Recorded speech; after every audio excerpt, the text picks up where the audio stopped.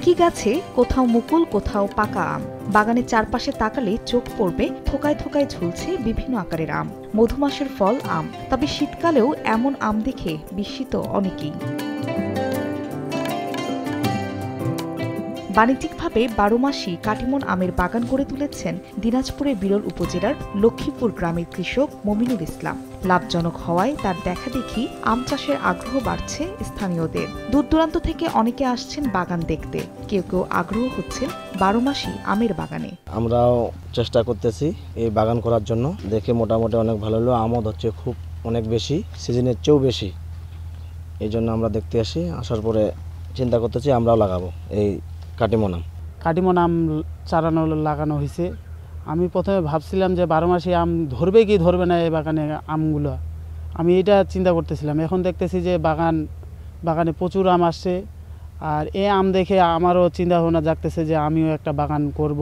এজন্য আমার চাচার বাগানে আমি সব সময় আসি, বাগান দেখাশোনা করি, পরিচর্যা করি। পানি ছেঁকা, সার দেওয়া, পাতা করা, ঘাস মারা, মান করা। এই এখন আম যা ধুইছে, আগে তো এত বড় আম ধরছিল নেই, এখন যা আম ধুইছে কঠিন। কেমন লাগে? খাই তো খুব স্বাদ, নিজে হাতে মানুষ করেছি, এখন খুবই ভালো লাগে। বাগান মালিক জানান ১২ মাসই এ আমের চাহিদা দেশ ছাড়িয়ে বিদেশেও। আগামীতে বাগানের পরিসর আরও বাড়িয়ে সরাসরি বিদেশে রপ্তানি করতে চান আম। আসলে বাগান কাঠিমনে করা উচিত। অন্য অন্য আমের থেকে কাঠিমনের অনেক বাজার, দামও বেশি, চাহিদা খুব। আমার গাছ কাঠিমন প্রায় ৩,০০০। আমি আরও চেষ্টা করছি, আগামীতে গাছ বাড়ার ব্যবস্থা করতেছি এবং করব।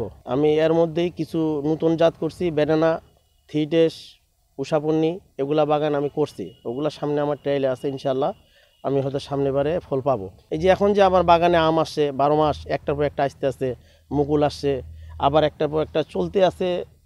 মানে কি একটা ডাল ফাঁকা পেলেই সে ফাঁকায় মানে মুকুল আসে যায় আর কি।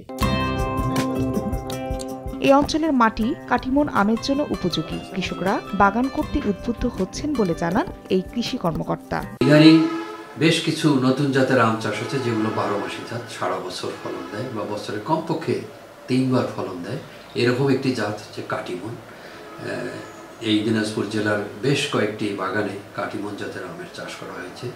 এগুলো ১২ মৌসুমি ফলন দিয়েছে, এখন অমৌসুমিও ফলন দিচ্ছে।